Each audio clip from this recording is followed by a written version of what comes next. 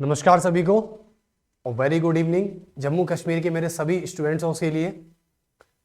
आज हम लाइव नहीं हैं तो आपको और मुझे थोड़ा बहुत अजीब लग रहा है क्योंकि एकदम से लाइव होने के बाद अचानक से हम रिकॉर्डिंग की तरफ आ गए और ये बहुत ही ऐसा नहीं है कि इसमें कोई इम्पैक्ट पड़ेगा, लेकिन मैं चाहता हूँ कि आप जिस तरह लाइव कॉमेंट में लाइव बॉक्स में आके कॉमेंट करते थे, लाइव सेशन में आके मेरा साथ निभाते थे, मैं आशा करता हूं कि उसी प्रकार यानी उसी तरह आप रिकॉर्डेड में भी जब मेरा वीडियो अपलोड हो जाएगा यूट्यूब पर लेक्चर्स के लिए जो भी अपलोड किए जाएंगे तो आप उसी तरह कमेंट बॉक्स में आकर अपना कमेंट कीजिएगा और ये बताइएगा कि आप कैसे हैं, किस तरीके से आप अपनी एनर्जी को बनाए रखे हैं, क्योंकि एनर्जी बनाना बहुत जरूरी है। तो ये जब अपलोड किया जाएगा यूट्यूब पर तो मैं आशा करता हूं कि आपके कमेंट्स मैं देखूंगा, ऐसी बात नहीं है मैं नहीं देखूंगा, कमेंट्स आपके बराबर देखूंगा। और क्योंकि देखो फोन मेरे पास भी है, यूट्यूब चैनल मेरे पास भी है ना, और मेरे पास तो यूट्यूब का एक्सेस भी है, तो मैं तो बाकायदा रिप्लाई भी करूंगा। तो मैं चाहता हूं कि आप यूट्यूब पर जब मेरा वीडियो अपलोड हो जाए तो अपलोड होने के बाद आप कमेंट बॉक्स में कमेंट जरूर करिएगा। जो भी बच्चे यहाँ पर लाइव सेशन में लाइव आते थे, मुझसे जुड़ते थे, मुझसे कनेक्ट होते थे, तो मैं चाहता हूं कि आप भी उसी तरह जब मेरा वीडियो अपलोड हो जाए तो आप कमेंट में जरूर बताइएगा कि लेक्चर कैसा रहा और आगे की यूनिट आपको कैसी लगी। चलिए तो स्टार्ट कर लेते हैं। जैसा कि हम जानते हैं कि हम यूनिट 3 की बात कर रहे हैं, यानी हम यूनिट 3 की तरफ आ चुके हैं। और यूनिट 3 की तरफ आने का आपका पता है कि हमारा पर्पस क्या है। यूनिट 3 एक मिनट, हाँ, तो आज देखो बड़ी शांति शांति लग रही है, मुझे ऐसा लग रहा है थोड़ा पीस लग रहा है। पीस इन द सेंस, ऐसा नहीं है कि लाइव सेशन में मैं आपसे परेशान हो जाता हूं, ऐसा कुछ भी नहीं है, इसको गलत मत मानिएगा। लाइव सेशन में थोड़ा सा क्या है, एनर्जी हमेशा बूस्ट रहती है और रिकॉर्डेड में तो रहती है। रिकॉर्डेड में ऐसी बात नहीं कि एनर्जी बहुत डाउन हो जाती है, एनर्जी फिर भी बूस्ट रहती है, बस एक बार चैप्टर स्टार्ट हो जाए। तो यूनिट नंबर 3 है और यूनिट 3 की बात करें तो आज हम यूनिट 3 का नाम है important war in during British rule. यानी जब हमारे भारत में, इंडिया में ब्रिटिश रूल कायम था, ब्रिटिश रूल काम कर रहा था, वर्क कर रहा था, वर्किंग में था, प्रोसीजर में था, तब उस समय ब्रिटिश रूल के अंडर में कुछ इंपॉर्टेंट वॉर हुए थे। उन इंपॉर्टेंट वॉरों की लिस्ट आपके सामने दे रखी है, जैसे कि एंग्लो मैसूर वॉर है, एंग्लो मराठा वॉर है और एंग्लो सिख वॉर है। होने को तो एंग्लो अफगान वॉर भी हुआ था एक, तो एंग्लो अफगान वॉर को छोड़ भी दें तो इसमें कोई बड़ी बात नहीं है क्योंकि वो पेपर में बहुत कम आता है। तो आपको जेके पीएसआई यानी जम्मू कश्मीर के सब इंस्पेक्टर एग्जाम की बात करें तो जेके पीएसआई के लिए, हाँ टाइम देख लेते हैं पहले क्योंकि लेक्चर्स उतने टाइम का ही रखेंगे। चलिए तो लेक्चर्स करीबन रहेगा आपका 40 से 50 मिनट रहेगा लेक्चर का जो ड्यूरिंग टाइम है। तो Anglo Mysore war, Anglo Maratha war और एंग्लो सिख वॉर, ये इंपॉर्टेंट वॉर है जो ड्यूरिंग ब्रिटिश रूल हुए थे। यानी जब हमारे भारत में अंग्रेजी शासन कायम था, अंग्रेजी जो सरकार थी, जो ब्रिटिश गवर्नमेंट थी, जब हमारे भारत पर राज कर रही थी, उस समय 3 वॉर हुए थे। ये 3 वॉर ये साबित करने का प्रयास करते हैं, ये साबित करते हैं कि किस तरह अंग्रेजों ने, किस तरह ब्रिटिशों ने प्लासी के वॉर को और बक्सर के वॉर को जीतने के बाद कुछ इस तरीके के वॉर भी उन्होंने किए थे। यानी मैसूर से, मैसूर का मतलब होता है कर्नाटक की बात। आज हम केवल मैसूर वॉर की बात करने वाले हैं, तो एंग्लो मैसूर वॉर आज कंप्लीट हो जाएगा आपका। तो एंग्लो मैसूर वॉर पे हम अपना फोकस करने वाले हैं, ये रहेगा हमारा आज का जो चैप्टर है वो ये है। और यूनिट आप सभी जानते ही हैं, तो यूनिट का 3rd यूनिट का पहला चैप्टर हमारा रहेगा एंग्लो मैसूर वॉर। एंग्लो का मतलब होता है ब्रिटिश, एंग्लो का मतलब क्या होता है, ब्रिटिश। तो एंग्लो का मतलब क्या हुआ, ब्रिटिश हुआ, समझे। और मैसूर का मतलब होता है, ये मैसूर क्या है, मैसूर, इसको मैसूर कहते हैं। तो मैसूर का मतलब है कर्नाटक। जब आज आप इंडिया के एक स्टेट को जानते होंगे जो साउदर्न स्टेट की तरफ पड़ता है, वो है आपका मैसूर यानी कर्नाटक। इसको आज की भाषा की बात करें तो इसको कर्नाटका बोलते हैं। क्या बोलते हैं, कर्नाटक। इसको आज की लैंग्वेज में हम कर्नाटक बोलते हैं। सभी जानते होंगे कर्नाटक के बारे में कि महाराष्ट्र के साउथ में जो स्टेट है वो कर्नाटक है। Okay, are you understand. चलिए तो एंग्लो मैसूर वॉर हमारा स्टार्ट होने वाला है। यूनिट 3 है हमारे पास और यूनिट 3 का नाम आपके सामने दे रखा है। एंग्लो का मतलब होता है ब्रिटिश, कि जो ब्रिटिश मूल के नागरिक होते हैं। ब्रिटिश मूल का मतलब होता है कि जिनका जन्म ब्रिटेन की धरती पर हुआ है उनको एंग्लो कहा जाता है। उनको हिंदी में कहें तो इनको आंग्ल कहते हैं। क्या कहते हैं? आंग्ल। और इंग्लिश में इनको एंग्लो कहा जाता है। चलिए तो एंग्लो मैसूर वॉर को स्टार्ट कर लेते हैं कि पहला एंग्लो मैसूर वॉर कैसे हुआ था, क्यों हुआ था और इसके रिजल्ट क्या थे, इसका सिग्निफिकेंस क्या था। ओके, लेकिन एंग्लो मैसूर वॉर से मैं एक चीज पहले आपको बता देना चाहता हूं कि देखिए, पहली बात आप करते हैं कि तालीकोटा का युद्ध जो था, एक वॉर हुआ था तालीकोटा वॉर। क्या था? तालीकोटा वॉर। तो एंग्लो मैसूर वॉर की मैं थीम समझाने जा रहा हूं कि थीम क्या है इसकी थीम क्या है। तो देखें, आपको पता है कि तालीकोटा का वॉर हुआ था, एक तालीकोटा का वॉर हुआ था। ये तालीकोटा जो वॉर है इसका करीबन सन माना जाता है 1565 में, यानी 1565 में तालीकोटा का वॉर हुआ था।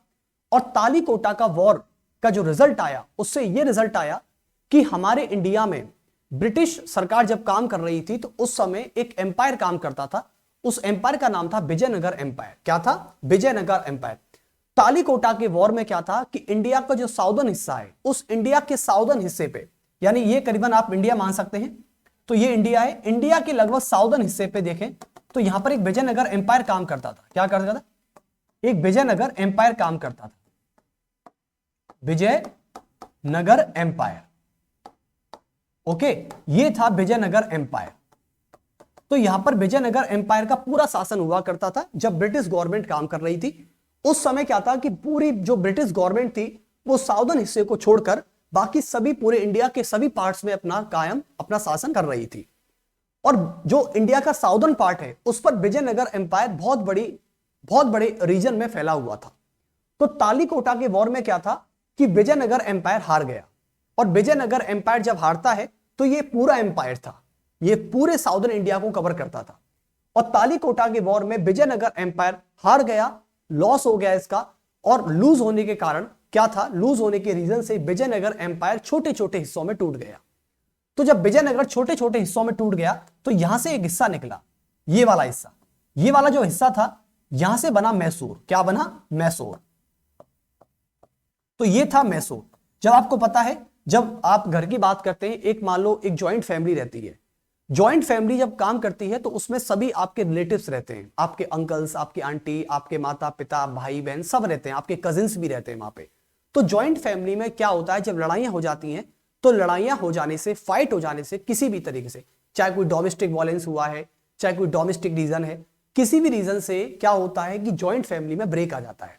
और ज्वाइंट फैमिली में जब ब्रेक आता है तो इस रीजन से ज्वाइंट फैमिली धीरे धीरे बिखर जाती है, छोटे छोटे हिस्सों में बढ़ जाती है। तो ऐसे ही क्या था कि विजयनगर एम्पायर जब टूट गया था तो टूटने के कारण से छोटे छोटे इंडिपेंडेंट जो स्टेट थे, इंडिपेंडेंट जो प्रिंसलेस स्टेट थे, वो धीरे धीरे टूट गए। और उसमें से एक प्रिंसलेस स्टेट निकल कर आया, उसका नाम था मैसूर, जो आज की भाषा में कर्नाटक कहा जाता है जिसको। तो मैसूर यहां से निकला। तो मैसूर कहां से निकला? मैसूर आपका यहां से निकला। ओके, अब धीरे धीरे क्या था कि अंग्रेज जो थे वो इंडिया के साउदर्न हिस्से पर अपना कब्जा करना चाहते थे, अपना एक्वायर्ड करना चाहते थे, उसको ऑक्यूपाइड करना चाहते थे।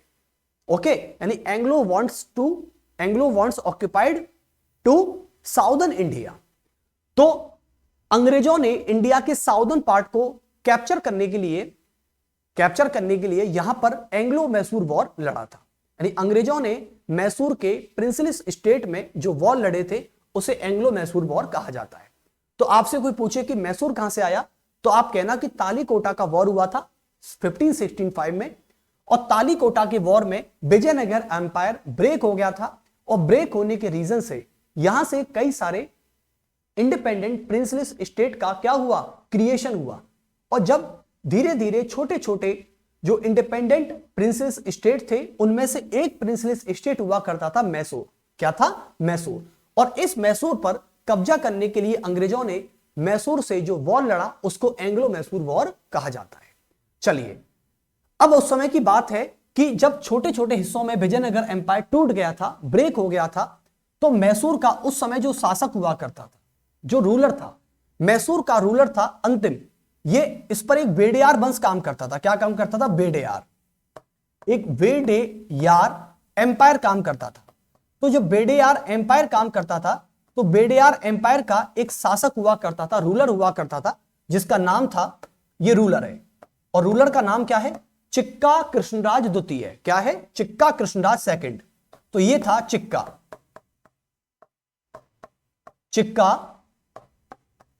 कृष्ण राज, चिक्का कृष्णराज सेकंड। ये चिक्का कृष्णराज सेकंड हुआ करता था, समझे? यानी मैं आपसे ये कहना चाह रहा हूं, चलिए नेक्स्ट पेज पर आ जाते हैं, एक बार तो ऐड कर देते हैं इसमें। अब आपकी ये है कि उस समय जो मैसूर हुआ था, जो कि विजयनगर एम्पायर का ही एक पार्ट था, जिससे टूट कर ही निकला मैसूर। मैसूर पर क्या था? उस समय एक बेडेयार एम्पायर काम करता था। क्या काम करता था? बेडेयार एम्पायर। तो जब बेडेयार एम्पायर काम करता था यहां पर, और बेडेयार एम्पायर का एक रूलर हुआ करता था जिसका नाम था, यहां था रूलर। क्या था? रूलर। तो बेडेयार एम्पायर का एक रूलर था जिसका नाम था चिक्का कृष्णराज सेकंड। इसका नाम था चिक्का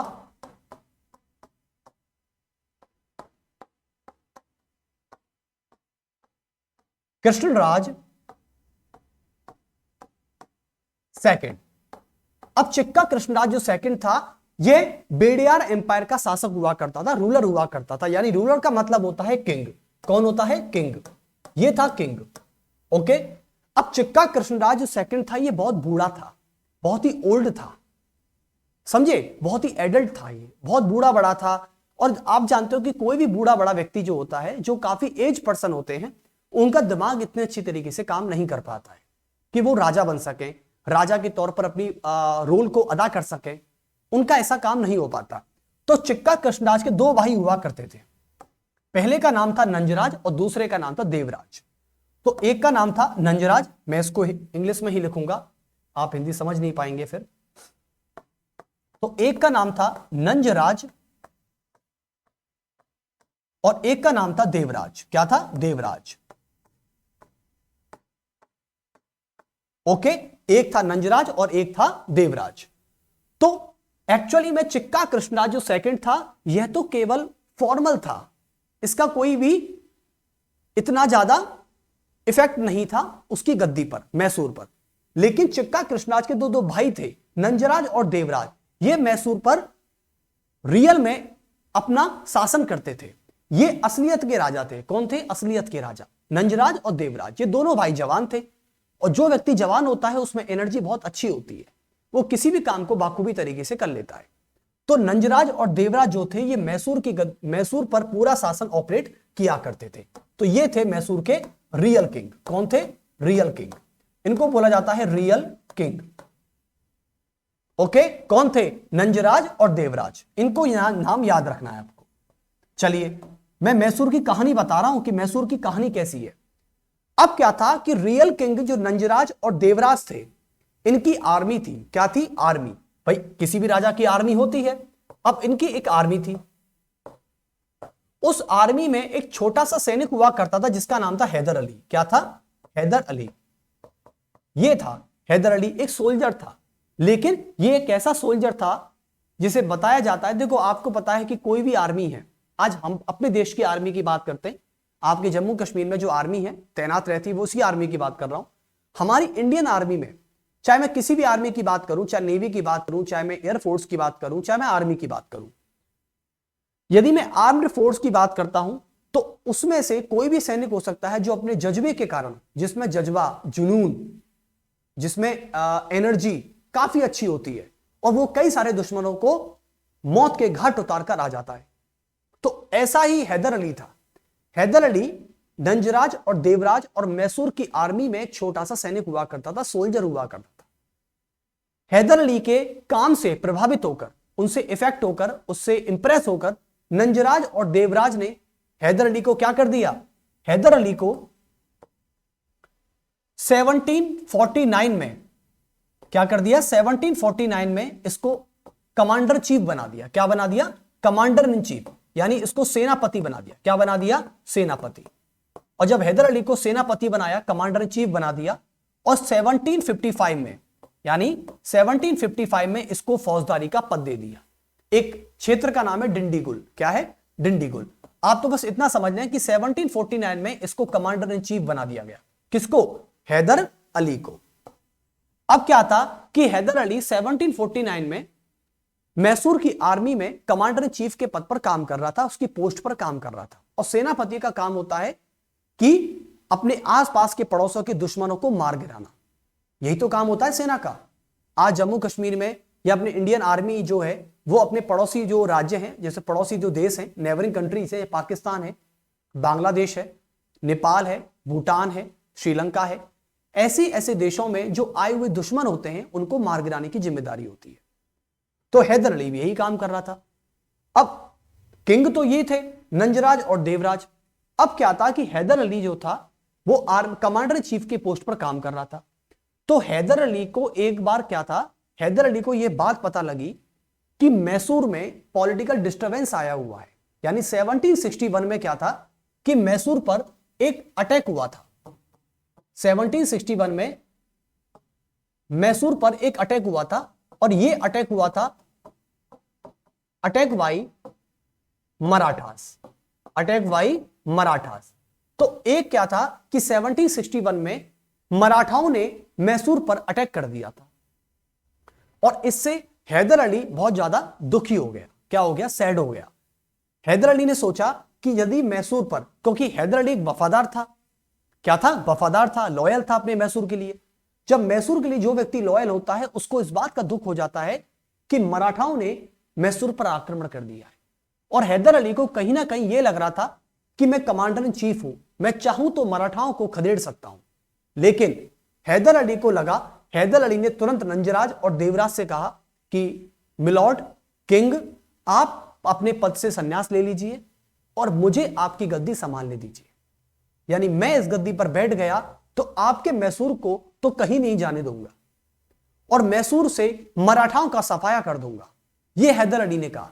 तो हैदर अली को तुरंत नंजराज और देवराज ने अपनी गद्दी छोड़कर हैदर अली को क्या बना दिया? हैदर अली को इन मराठाओं को खत्म करने के लिए, फिनिश करने के लिए 1761 में मैसूर का राजा बना दिया। क्या बना दिया? मैसूर का किंग बना दिया, मैसूर का किंग बना दिया। और हैदर अली ने मैसूर की गद्दी पर 1761 में मैसूर का किंग बन गया। क्या बन गया? किंग बन गया। तो ऐसी थी कुछ कहानी मैसूर की, समझे? तो हैदर अली कहां से आया? हैदर अली मैसूर की आर्मी में एक छोटा सा सोल्जर था जिसके काम से इंप्रेस होकर नंजराज और देवराज ने हैदर अली को क्या बना दिया? कमांडर इन चीफ बना दिया। जब कमांडर इन चीफ की जिम्मेदारी होती है कि वह आर्मी को ऑर्डर दे कि उसके आसपास के पड़ोस के जो दुश्मन है उनको मार गिराए, खत्म करे, तो ऐसे ही और नंजराज और देवराज ने हैदर अली को क्या बना दिया? मैसूर का किंग बना दिया। क्योंकि नंजराज और देवराज जा चुके थे और जो चिक्का कृष्णराज था यह भी गुजर चुका था, तो ऐसी कोई खास बात नहीं है। चलिए, तो हैदर अली अब मैसूर का किंग बन चुका है और जब मैसूर का किंग बन चुका है तो अब आप समझ जाइएगा कि मैं क्या कहना चाह रहा हूं। चलिए, अब आते हैं पहला एंग्लो मैसूर वॉर, क्योंकि मराठाओं के आक्रमण से और हैदर अली, अब देखो यहां पर क्या होता है। जब हैदर अली मैसूर की गद्दी पर बैठ चुका था तो अंग्रेज धीरे धीरे अपना षड्यंत्र रच रहे थे।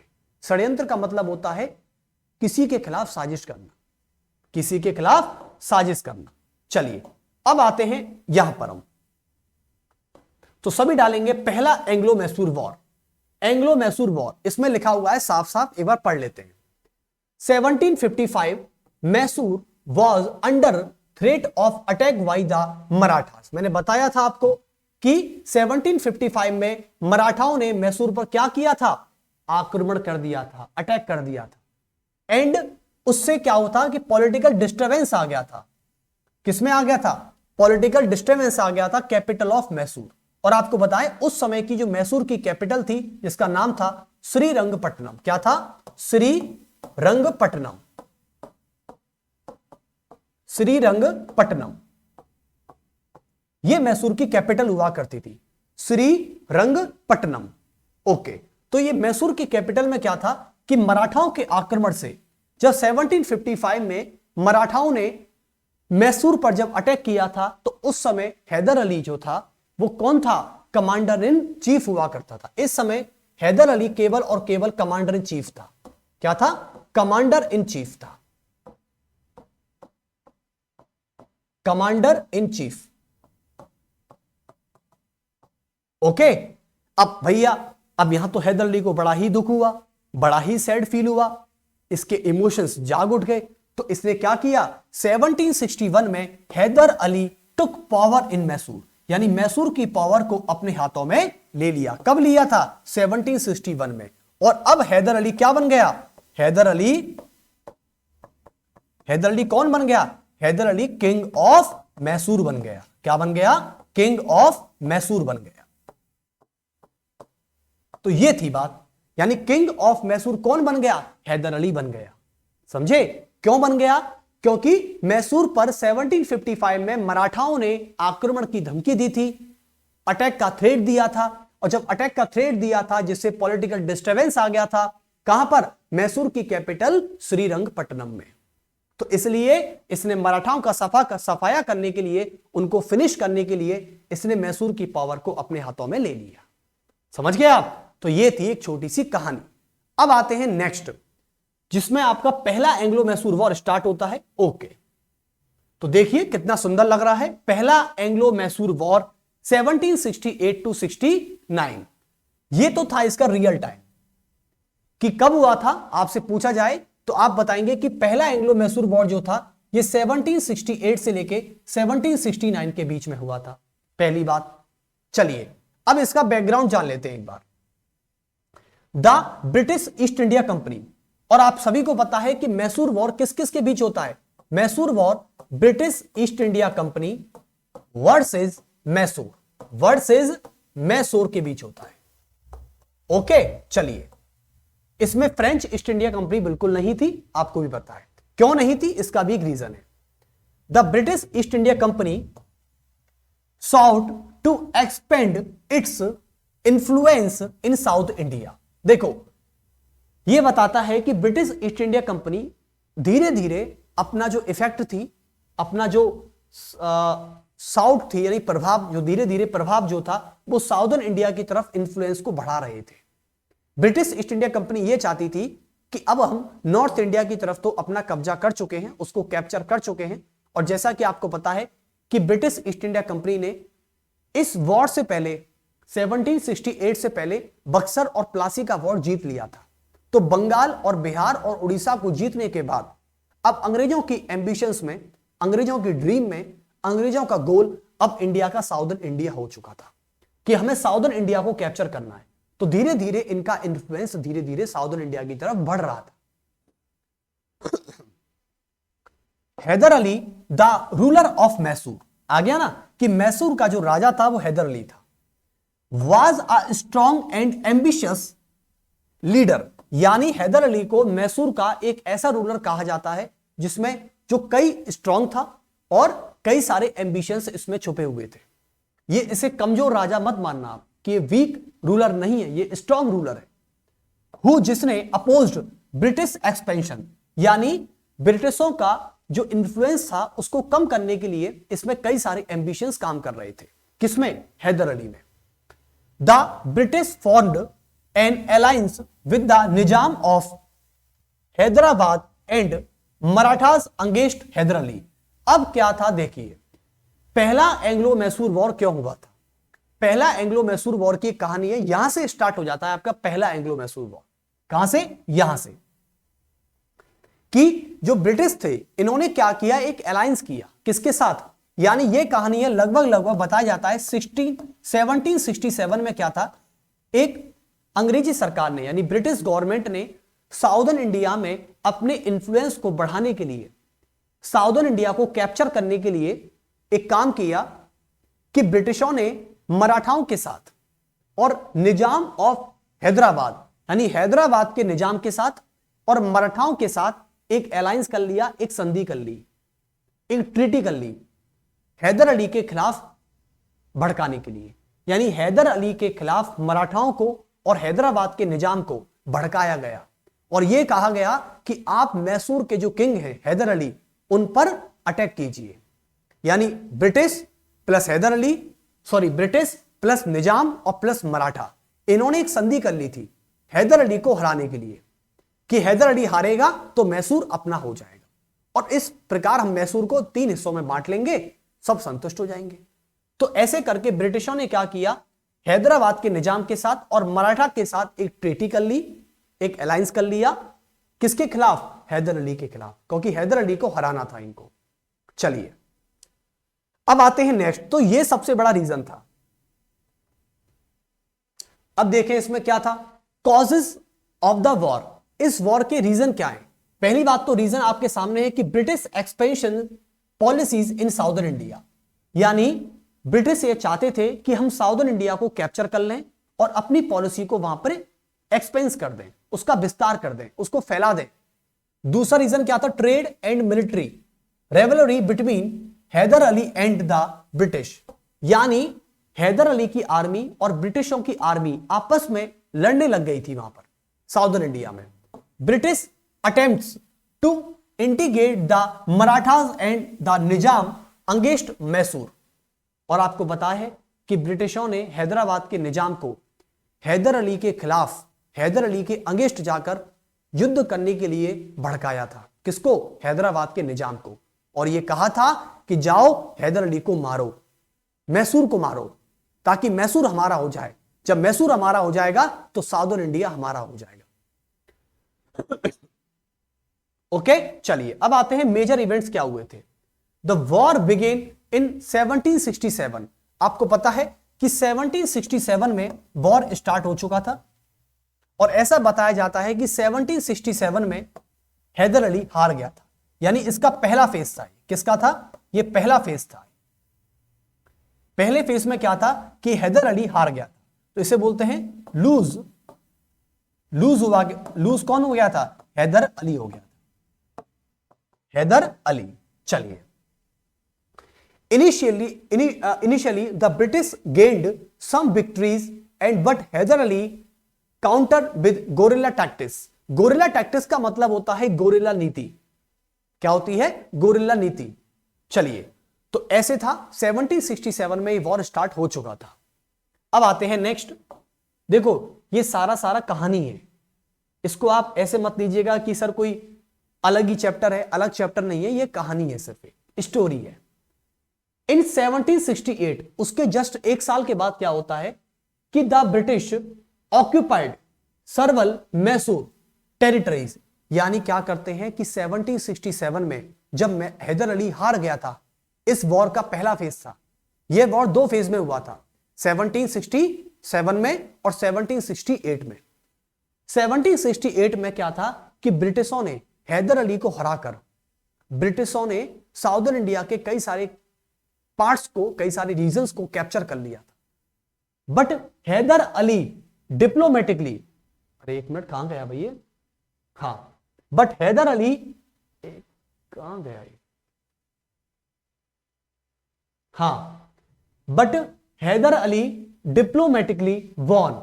बट हैदर अली इतना चालाक, इतना स्ट्रांग और इतना एम्बिशियस रूलर था मैसूर का कि हैदर अली को हराना नामुमकिन था। हैदर अली इतना स्ट्रांग किंग था भाई, डिप्लोमेटिकली जीत गया ओवर द मराठास एंड निजाम, यानी निजाम को हरा के और मराठाओं को हरा के हैदर अली जीत गया। मैंने कहा था ना कि यह था हैदर अली का सेकंड फेज। क्या था? हैदर अली का सेकंड फेज। तो सेकंड फेज में क्या था कि हैदर अली जीत गया। यहां पर हैदर अली क्या हो जाता है? यहां पर हैदर अली वॉन हो जाता है। क्या हो जाता है? वॉन हो जाता है, जीत जाता है। यह थी एक बहुत अच्छी कहानी कि हैदर अली पहले फर्स्ट एंग्लो मैसूर वॉर में क्या था? हार गया था। उसके पहले फेज में हार गया। अब क्या था और हारा क्यों? तो आपको इतना याद रखना है बच्चों कि पहले एंग्लो मैसूर वॉर की मैं आपसे बात करता हूं तो इतना याद रखना। एक मिनट देखिए, यदि आपसे कोई पूछे कि फर्स्ट एंग्लो मैसूर वॉर, यानी फर्स्ट एंग्लो मैसूर वॉर की मैं आपसे बात करूंगा तो आप पहले ये बताएंगे कब हुआ था? 1768 टू 69 के बीच हुआ था। ओके, और ये वॉर कब स्टार्ट किया गया था? 1767 में स्टार्ट हो गया था। यहां से क्या था? इसमें पहला फेज हुआ था। क्या हुआ था? पहला फेज। ये था इसका फर्स्ट फेज। फर्स्ट फेज में एक बात होती है कि पहले फेज में ब्रिटिश प्लस निजाम ब्रिटिश प्लस निजाम और प्लस मराठाओं ने, यानी प्लस मराठाओं ने क्या कर दिया, हैदर अली को हरा दिया। इसको किसको कर दिया, यानी लूज कर दिया। किसको लूज कर दिया, हैदर अली को लूज कर दिया। लेकिन हैदर अली तो भैया इतना डिप्लोमेटिक पर्सन था भाई, इतना स्ट्रॉन्ग रूलर, इतना एम्बिशियस रूलर मैंने आज तक नहीं देखा इतिहास में। तो हैदर अली का मतलब था कि हैदर अली हार गया था पहले फेज में।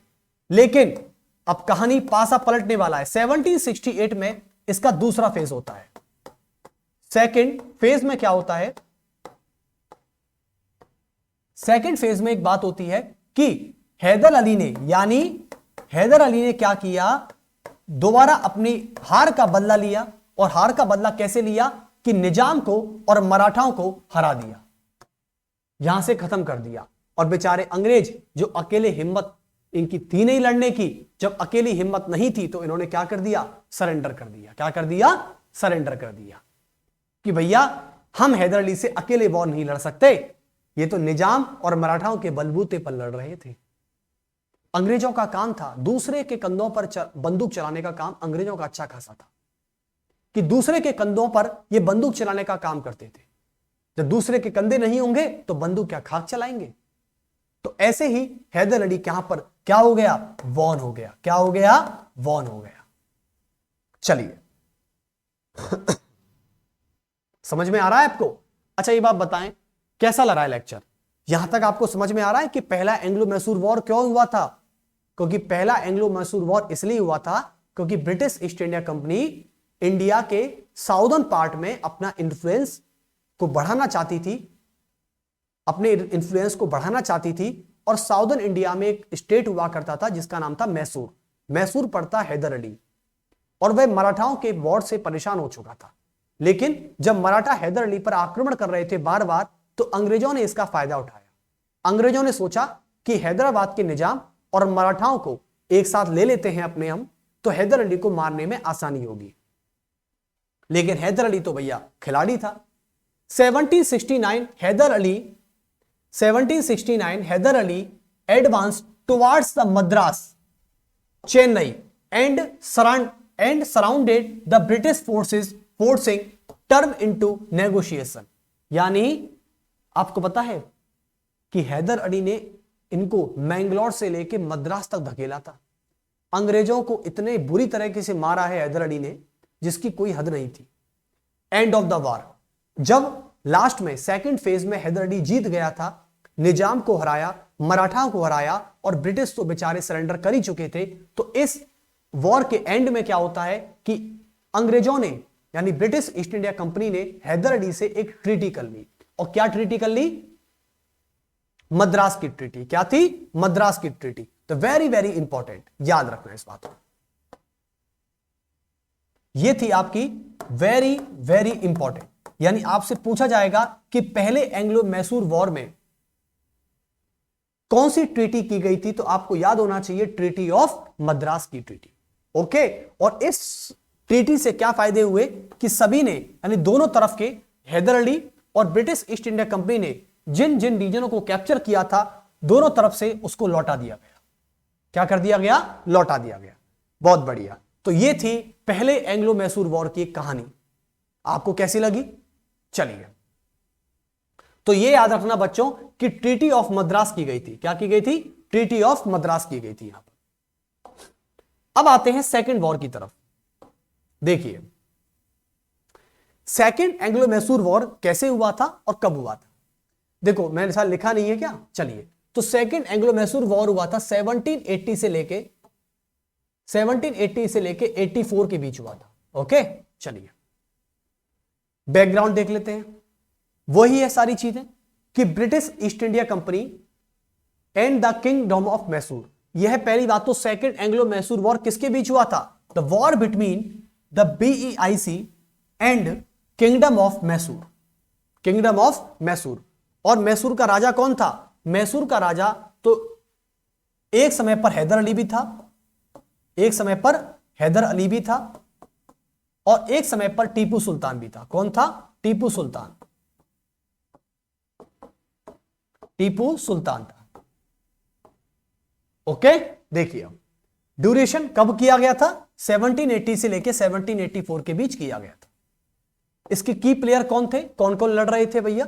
तो ब्रिटिश ईस्ट इंडिया कंपनी की तरफ से एक व्यक्ति का नाम था बेली, जिसको कहते हैं कमांडर बेली। क्या कहते हैं? कमांडर बेली। इसका नाम था कमांडर बेली, ये लड़ रहा था। और किंगडम ऑफ मैसूर कौन था? टीपू सुल्तान। अच्छा, क्यों टीपू सुल्तान था? हैदर अली को क्या हुआ? देखो, Hyder Ali second Anglo Mysore war में लास्ट मोमेंट पे हैदर अली मर जाता है और हैदर अली की डेथ हो जाती है। तो हैदर अली के बेटे, उसके सन की बात करें, टीपू सुल्तान। टीपू सुल्तान इस युद्ध को कंटिन्यू करता है, सेकेंड एंग्लो मैसूर वॉर को। और सेकेंड एंग्लो मैसूर वॉर में टीपू सुल्तान की हैदर अली की डेथ हो जाएगी, तो उसका बेटा जो होगा वो सेकेंड एंग्लो मैसूर वॉर को कंटिन्यू रखेगा। ठीक है, इसलिए लास्ट में हम टीपू सुल्तान का ही नाम लेंगे। तो टीपू सुल्तान सेकेंड एंग्लो मैसूर वॉर में मैसूर को लीड कर रहा था। ये कौन था? यह हैदर अली सन्स था। कौन था? हैदर अली सन्स। हैदर अली का बेटा था। ठीक है, चलिए पहली बात तो ये कब हुआ था? एक तो ये वाला याद रखना, ये कब हुआ था। दूसरा, ब्रिटिश ईस्ट इंडिया कंपनी की तरफ से कौन लीड कर रहा था? कमांडर बेली कर रहा था। और मैसूर की तरफ से कौन लीड कर रहा था? टीपू सुल्तान लीड कर रहा था। नेक्स्ट आते हैं, देखिए की फिगर्स की बात करें तो Tipu Sultan, sultan of Mysore, known for his resistance against British colonial expansion. वही वाली बात है, दोबारा से कह रहा हूं मैं, कि यह जो ब्रिटिश ईस्ट इंडिया कंपनी चाहती थी कि हम इंडिया के साउदर्न हिस्से को कैप्चर कर लें, वहां पर अपनी पॉलिसी को एक्सपेंस कर दें। इसको रोकने के लिए, यानी ब्रिटिश ईस्ट इंडिया कंपनी के साउदर्न इंडिया में फैल रहे इंफ्लुएंस को रोकने के लिए, उसके इफेक्ट को कम करने के लिए टीपू सुल्तान ने इसकी खिलाफत कर दी। क्या कर दी? खिलाफत। इसके अगेंस्ट चला गया, इसको रोकना चाहता था। लॉर्ड मार्कटेनी में करते हैं ब्रिटिश रिप्रेजेंटेटिव, यानी ब्रिटिश ईस्ट इंडिया कंपनी की तरफ से कौन था? रिप्रेजेंटेटिव। और Hyder Ali, Tipu's father, who led by Mysore before him, यानी इनसे पहले हैदर अली टीपू सुल्तान के जो पिताजी थे, फादर थे, वो टीपू सुल्तान से पहले मैसूर को लीड कर रहे थे। अब आते हैं मेजर बैटल्स। देखो, ये पूछा जाएगा कि सेकेंड एंग्लो मैसूर वॉर में कौन कौन से वॉर हुए थे। बैटल ऑफ पॉलीपुर, एक तो ये वाला याद रखना, ये इंपॉर्टेंट है। ओके, नेक्स्ट था इसमें Tipu Sultan victory over the British forces. मैं आपको बता देना चाहता हूं, चलिए। एक था siege of Bangalore 1781, British defeat by Tipu Sultan, यानी अंग्रेजों को हरा दिया गया था टीपू सुल्तान के माध्यम से। बैटल ऑफ अर्नी, 3 वॉर हुए थे इसमें। एक का नाम था battle of Pollilur, battle of Bangalore and battle of Arni. ये बात याद रखना आप अच्छे तरीके से। चलिए, 1780 में बताया जाता है कि इसमें टीपू सुल्तान जीत चुका था, तो ये एक अच्छी बात है। और इसमें टीपू सुल्तान ना होके आप इसमें हैदर अली कर दीजिएगा। क्या कर दीजिएगा?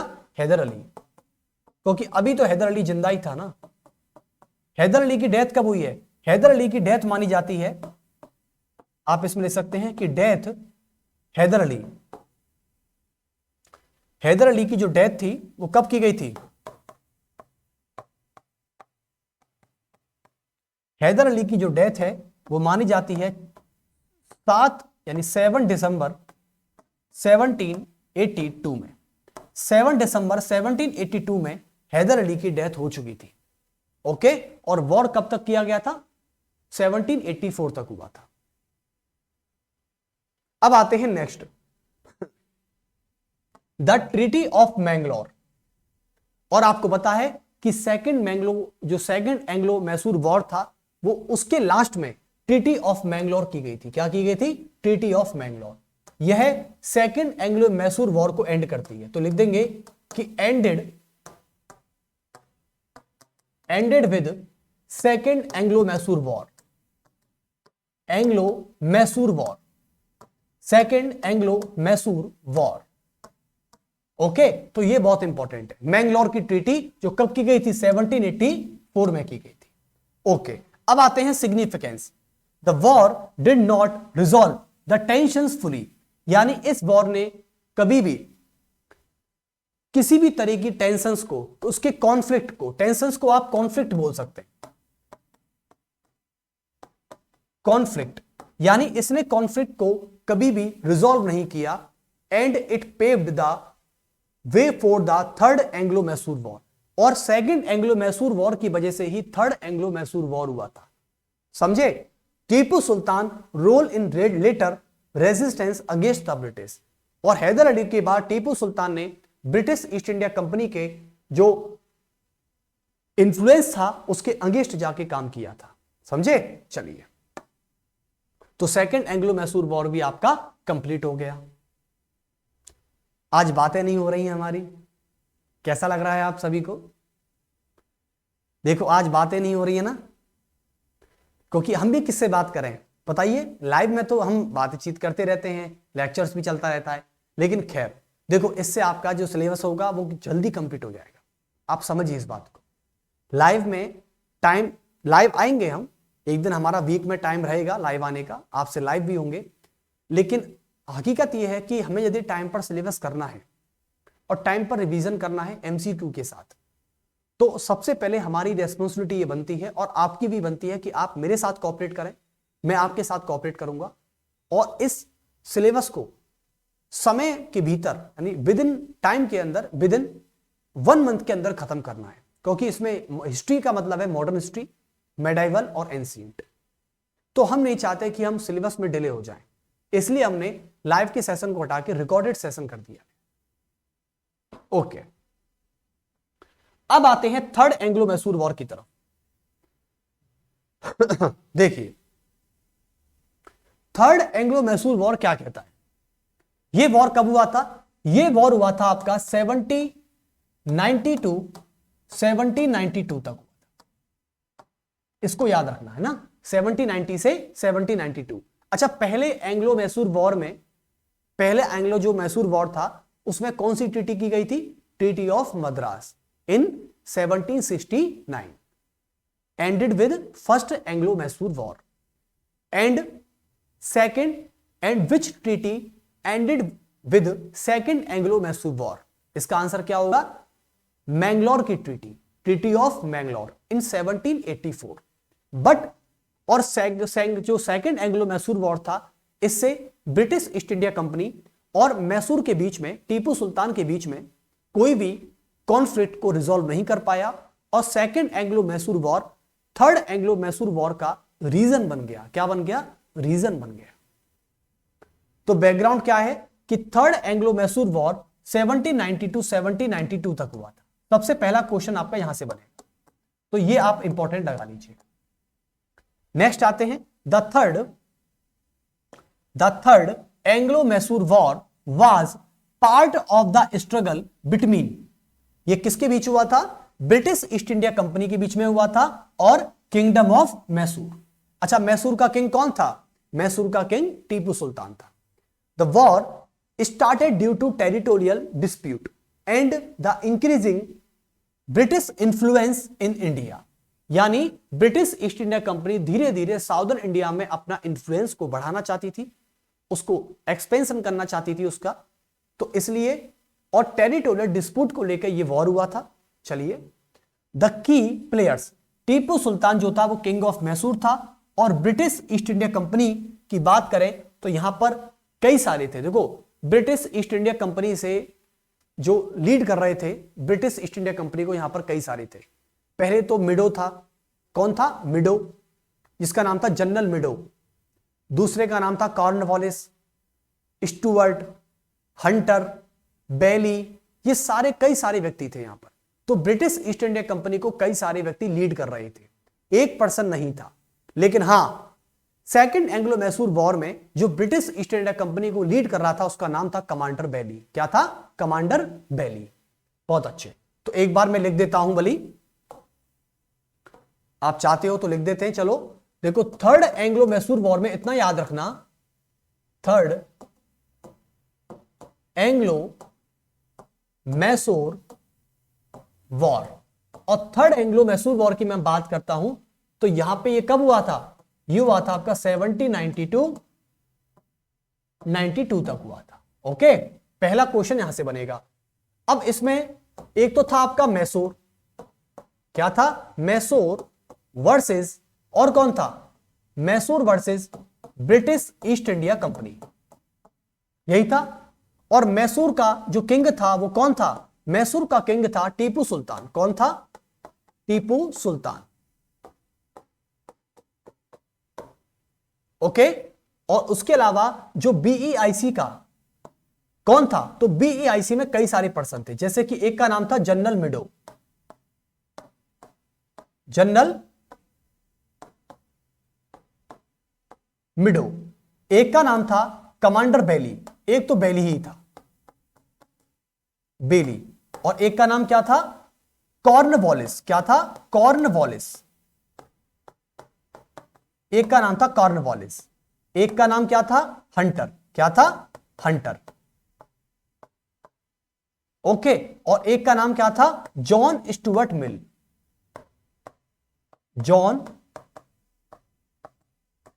Stuart Mill. ओके, तो जॉन स्टुअर्ट मिल भी था। तो यहां से बीईआईसी की तरफ से इतने सारे व्यक्ति लीड कर रहे थे ब्रिटिश ईस्ट इंडिया कंपनी को। देखो, अब ये वॉर 3 फेज में होता है। कैसे फेज में, 3 फेज में। इसको भी देख लेते हैं, फिर आपको मैं एक बार थ्योरी पढ़ा दूंगा। तो थर्ड जो एंग्लो मैसूर वॉर है, थर्ड एंग्लो मैसूर जो वॉर है, यह 3 फेज में हुआ था। तो पहले फेज की बात करें तो पहले फेज में टीपू सुल्तान, तो 3 फेज में हुआ था ये। कैसे हुआ था, चलिए। तो पहला फेज था जिसमें मिडो, कौन था, मिडो, मिडो वर्सेस टीपू सुल्तान, मिडो वर्सेस टीपू। दूसरे फेज की बात करें तो इसमें था कॉर्नवॉलिस, इसमें था लॉर्ड कॉर्नवॉलिस वर्सेस टीपू। और लास्ट में कौन था, लास्ट में था आपका, जिसमें आपका हंटर भी आता है, हंटर है, प्लस जॉन स्टुअर्ट मिल है, इसके अलावा कॉर्नवॉलिस है, कॉर्नवॉलिस है, और प्लस में बेली है। कौन है, बेली। तो ये सारे लड़ रहे थे टीपू सुल्तान से। 3 फेज में हुआ था ये वॉर। तो पहले में तो टीपू जीत गया था। टीपू मतलब क्या हो गया, पहले में टीपू वॉन हो गया था, ये याद रखना। और मिडो की क्या हो गई थी, मिडो की हार हो गई थी। क्या हो गई थी, हार। तो ये लॉस हो गया था, लॉस्ट हो गया। इसमें भी क्या था, टीपू वॉन हो गया था सेकंड फेज में, और लॉर्ड कॉर्नवॉलिस क्या हो गया था, हार गया था। तो ये यहां पर लूज हो गया। यहां पर क्या था कि टीपू यहां पर हार गया, टीपू यहां पर क्या हो गया, टीपू यहां पर लूज हो गया, लेकिन ये सारे जीत गए। ओके, जब सारे जीत गए तो अंत में क्या होता है, लास्ट में क्या होता है बच्चों, कि लास्ट में एक ट्रीटी होती है जिसे कहते हैं श्रीरंगपट्टनम की ट्रीटी। 1792 में एक ट्रीटी की गई थी जिसका नाम था ट्रीटी ऑफ श्रीरंगपट्टनम। और ये कब हुई थी, 1792 में हुई थी, ट्रीटी ऑफ श्रीरंगपट्टनम। कब हुई थी, श्रीरंगपट्टनम की ट्रीटी हुई थी 1792 में।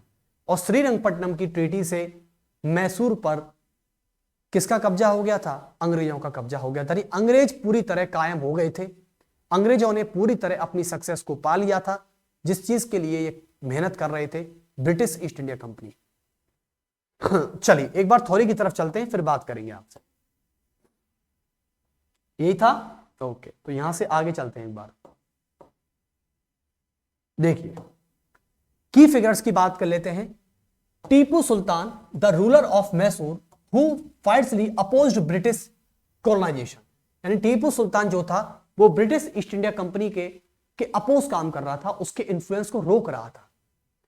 Lord Cornwallis the British general and की कमांडर्स द वॉर, यानी लॉर्ड कॉर्नवालिस उस समय थर्ड एंग्लो मैसूर वॉर में ब्रिटिश ईस्ट इंडिया कंपनी का जनरल था। कौन था, जनरल।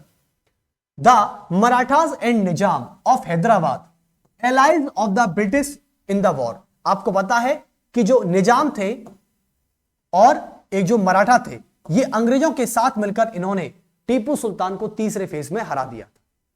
ठीक है, आपको पता है कि निजाम, मराठा, जो हैदराबाद का निजाम था और जो मराठा थे, इन्होंने ब्रिटिश गवर्नमेंट के साथ अलायंस करके टीपू सुल्तान को लास्ट में हरा दिया। और लास्ट में एक संधि की गई थी, उस संधि का नाम क्या था? ट्रीटी का नाम क्या था? और ट्रीटी का नाम था श्रीरंगपट्टनम की ट्रीटी। क्या थी? श्रीरंगपट्टनम की ट्रीटी। देखें, the treaty evolutions and going power struggles between Mysore, Maratha and Nizam. Tipu Sultan strategic alliance with the French and their support of और फॉर मैसूर। इसने फ्रांस, आपको पता है कि टीपू सुल्तान की सबसे favourite British East India company थी जिसका नाम था British East India company.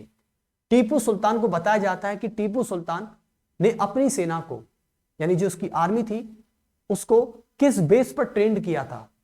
French east India company के बेस पर टीपू सुल्तान ने अपनी आर्मी को ट्रेंड कर रखा था। और टीपू सुल्तान हमेशा से फ्रेंच ईस्ट इंडिया कंपनी के फेवर में ही काम किया है। बैटल ऑफ बांडीवास, और बांडीवास में आप सभी को पता है कि यह वॉर किसके बीच हुआ था? यह वॉर BEIC यानी British East India company versus French east India company के बीच हुआ था। और जिसमें फ्रेंच ईस्ट इंडिया कंपनी क्या हो गई थी? लूज हो गई थी। और जब फ्रेंच ईस्ट इंडिया कंपनी हार गई थी, और जो इसको सपोर्ट कौन करता था? इसको सपोर्ट करता था टीपू सुल्तान। और जब टीपू इसको सपोर्ट करेगा तो टीपू भी ऑटोमेटिकली क्या पड़ जाएगा? कमजोर पड़ जाएगा। Okay, the battle of Bangalore, siege of Srirangapatnam. देख रही है श्रीरंगपट्टनम की treaty, the decisive battles where British forces led siege to the capital of Mysore. और मैसूर की कैपिटल श्रीरंगपट्टनम में इन्होंने क्या कर लिया? कैप्चर कर लिया। यानी जब थर्ड में, मैंने आपको बताया था कि जब थर्ड में देखो आया ना कि ये सारे लड़ रहे थे, और यहां पर और भी थे, यहां पर मराठा भी थे। कौन थे? मराठा। यहां पर मराठा भी थे, और साथ में कौन भी था? साथ में एक निजाम भी था। बताओ, हैदराबाद के निजाम, मराठा, इतने सारे व्यक्तियों ने टीपू को हरा दिया। यह गर्व की बात नहीं है, यह एक बहुत घमंड की बात है इनके लिए। इनको शर्म आनी चाहिए कि इतने सारे व्यक्ति मिलकर एक व्यक्ति को हरा रहे हैं, टीपू सुल्तान। और टीपू सुल्तान तो ये बहुत अच्छा राजा, बहुत ही एम्बिशियस, बहुत ही स्ट्रांग और बहुत ही डिप्लोमेटिक पर्सन था, जो कि हैदर अली का बेटा था, हैदर अली का सन था ये। तो श्रीरंगपट्टनम की संधि से लगभग ये माना जाता है, देखो श्रीरंगपट्टनम की संधि से क्या हुआ कि the war ended with the signing of treaty of Srirangapatnam 1792 में हुई। ये हुई थी, इसमें लिख देना कि एंडेड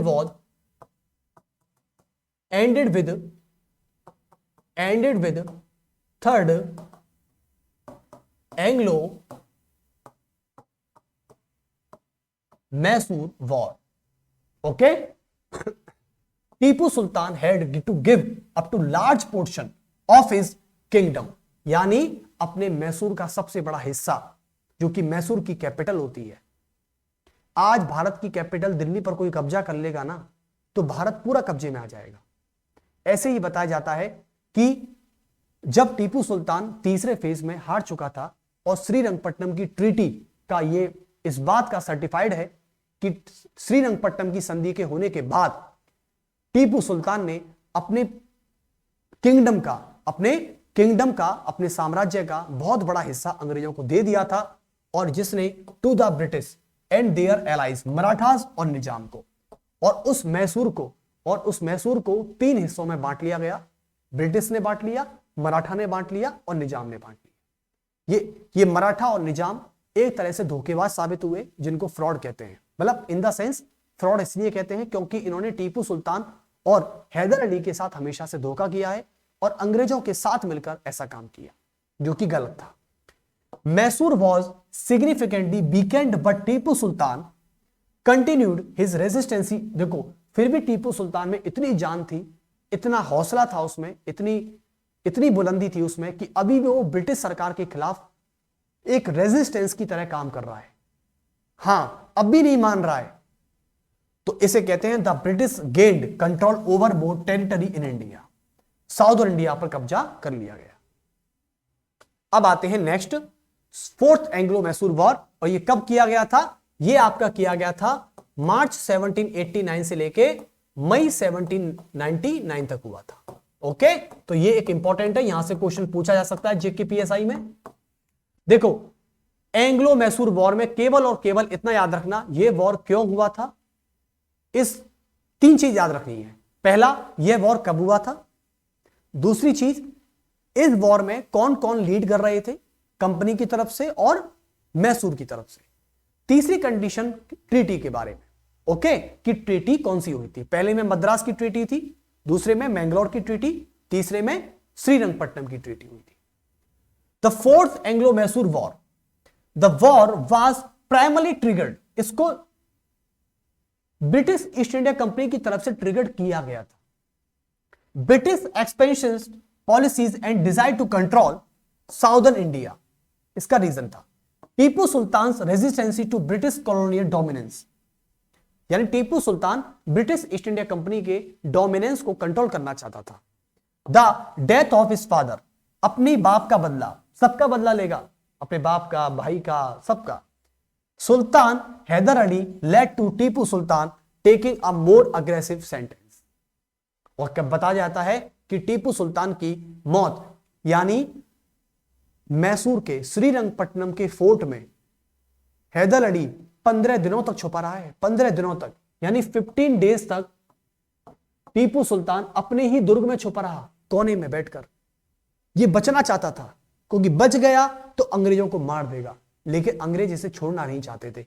15 दिनों के बाद यह बताया गया कि 4 मई 1799 को टीपू सुल्तान को ढूंढकर अंग्रेजों ने मार डाला। टीपू सुल्तान की यहां पर क्या होती है? टीपू सुल्तान की यहां पर डेथ हो जाती है। समझे आप? तो देखिए, इसमें टीपू सुल्तान रूलर ऑफ मैसूर का था, ठीक है। कंपनी में कौन कर रहा था? General Richard Wellesley and Lord Mornington. Okay, allies में कौन थे? मराठा था, निजाम था, ये सारे थे। कॉजेस आप सभी को पता है कि कॉजेस में यह था कि Tipu Sultan continue resistance to British control and the British force Tipu Sultan growing influence in military, ये सारी चीज वही है, ठीक है। चलिए, तो देखिए कितना बढ़िया रहा हमारा आज का। की इवेंट्स की बात करें तो आप सभी को पता है 1798, बस इतना याद रखना कि the battle 1799 battle of Srirangapatnam, the डिस्क्लाइज्ड battle, Tipu Sultan force fought fiercely what were every forces, और यहां पर डेथ हो जाती है। Tipu Sultan died defending his capital Srirangapatnam, और श्रीरंगपट्टनम को हारने के बाद टीपू सुल्तान खत्म हो गया। और खत्म होने की डेट क्या है? टीपू सुल्तान वाज किल्ड इन बैटल, इस बैटल में मारा गया। और कब मारा गया? 4 मई 1799 में टीपू सुल्तान की डेथ हो गई। बस ये था आपका एंग्लो मैसूर वॉर, जो कंप्लीट हो गया, जो कंप्लीट हो चुका है। समझे आप? तो देखिए, सबसे बड़ी बात है कि आपको एंग्लो मैसूर वॉर में 3 चीजों का याद रखना है बच्चों। लास्ट में लेक्चर जरूर देखना, क्योंकि आपको पता है कि मैं कुछ चीजें बताने वाला हूं। देखो, जब भी आप कभी एंग्लो मैसूर वॉर के बारे में तैयार करो, तो एंग्लो मैसूर वॉर के बारे में 3 चीज तैयार करना। क्या करना? 3 चीज तैयार। पहली चीज क्या तैयार करना? पहली चीज यह रहेगी कि वॉर कब हुआ, यानी व्हेन, यानी आपकी वॉर से डेट पूछी जाएगी। पहले तो आपसे डेट पूछेगा कि यह वॉर कब हुआ, तो पहला क्वेश्चन यहां से बनेगा। उसके बाद आपसे सेकंड चीज क्या पूछी जाएगी कि मैसूर का और versus British East India company का लीड कौन कर रहा था, उसको लेड कौन कर रहा था, उसका लीडर कौन था, यह आपसे लीडर पूछा जाएगा एक तो। उसके अलावा तीसरी चीज आपसे पूछी जाएगी कि एंडेड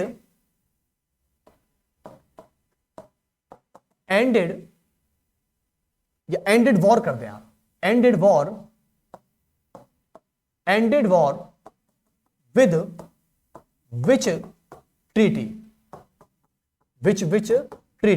यह पूछा जाएगा आपसे। तो 3 ट्रीटी हुई थी, यानी वॉर के लास्ट में कौन सी ट्रीटी की गई थी, मैसूर का और ब्रिटिश ईस्ट इंडिया कंपनी का कौन कौन से वॉर में लीडर था, और यह वॉर कब हुआ था।